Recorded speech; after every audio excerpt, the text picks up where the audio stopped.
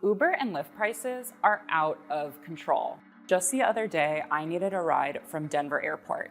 $90, $87.95 to be exact, for a 22-mile ride at 10 a.m. on a Monday. Is that him?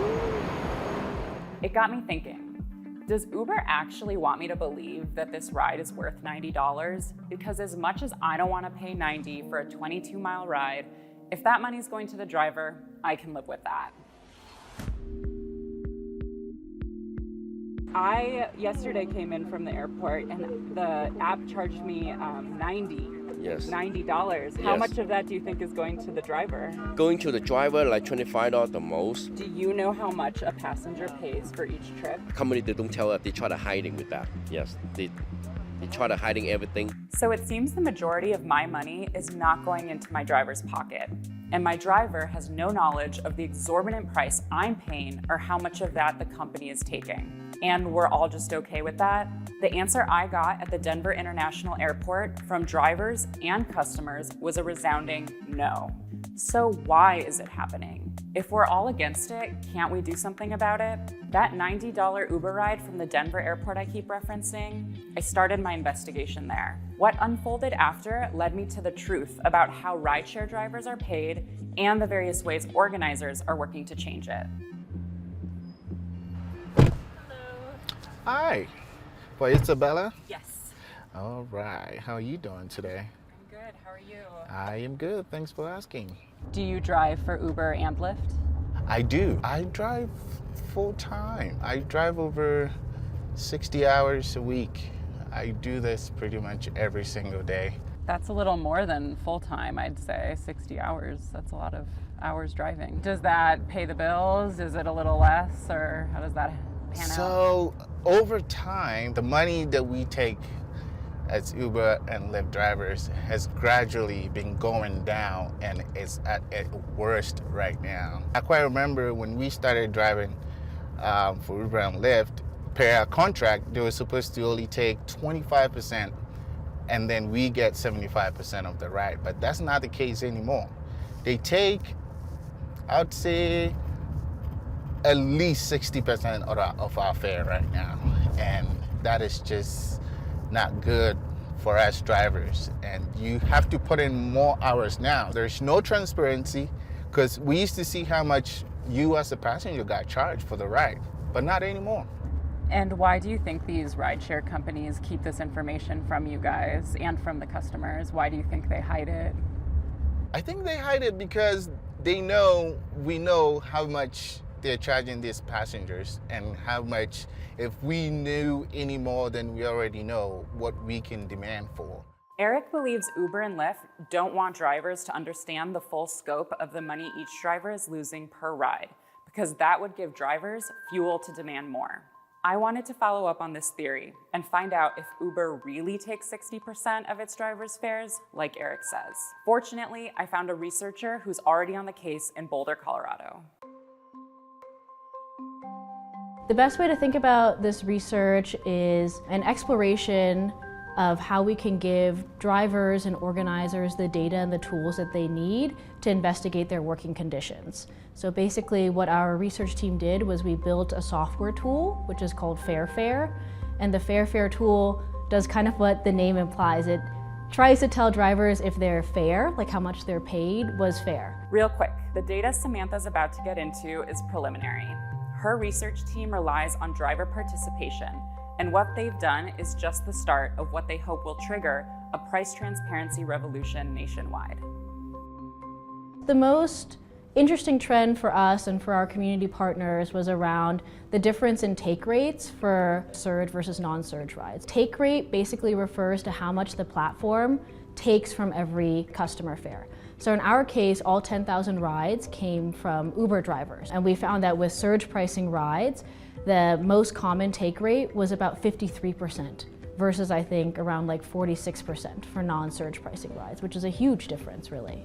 And why do you think these apps haven't been very transparent about these ratios? In general, We think that there may be 3 possible reasons why companies don't want to be transparent. One reason may be, it's a lot of work to release data sets publicly. It takes a lot of labor, it costs a lot of money. Another reason is that, maybe companies don't actually store this information. And then a third reason, which seems to be, most common amongst organizers and definitely a very plausible reason, is that companies don't want to release this information because it would invite inquiry into how they're operating. Information really is power, and you're always at an advantage when there's an information asymmetry. So why release information when you don't have to? In other words, why release information if it could encourage a group of like-minded, exploited workers to band together for better conditions, to make that data work for them? I sacrifice my time, I sacrifice my vehicle, I maintain my vehicle to the standard, I drive carefully, attentive, but Uber is not appreciating me. They're making money. They're making money because what they told us, 27% they're taking, but they're taking more than that. They're taking more than that. Do you think passengers know how much money is going to the driver for real? Most of them, they don't know. Most of them, they don't know.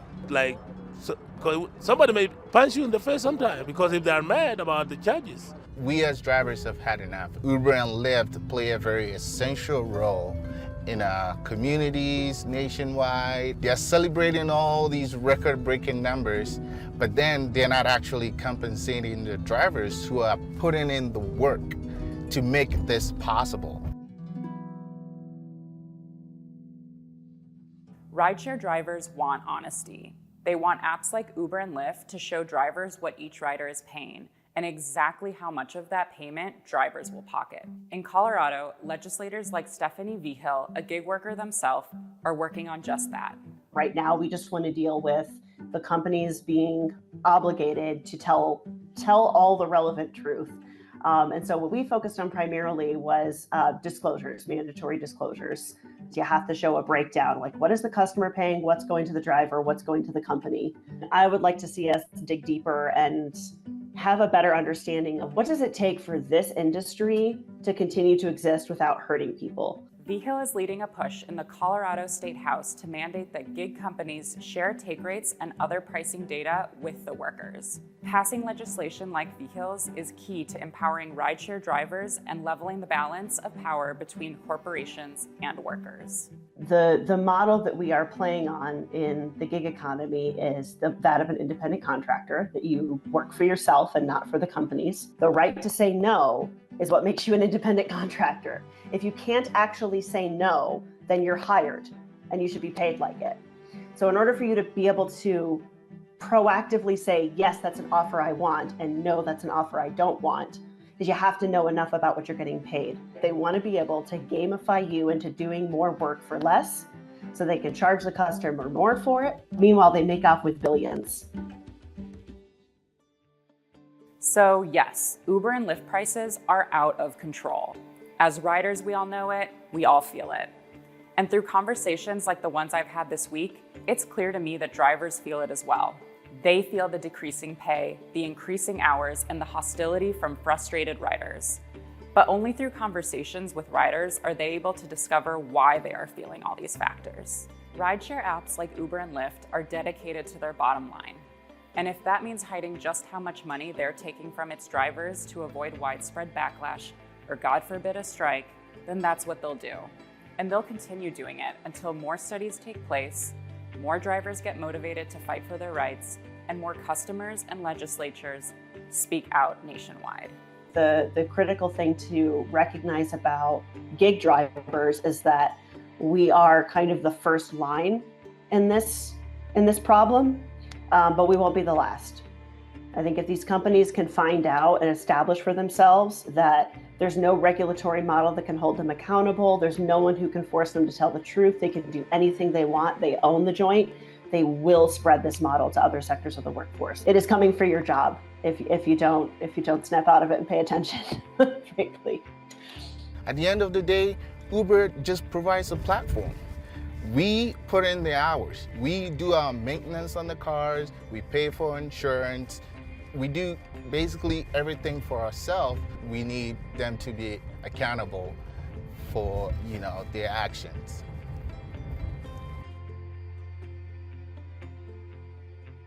Before you go, support our work by liking this video and subscribing to our channel. If you have any ideas for stories you want us to uncover next, drop them in the comments below.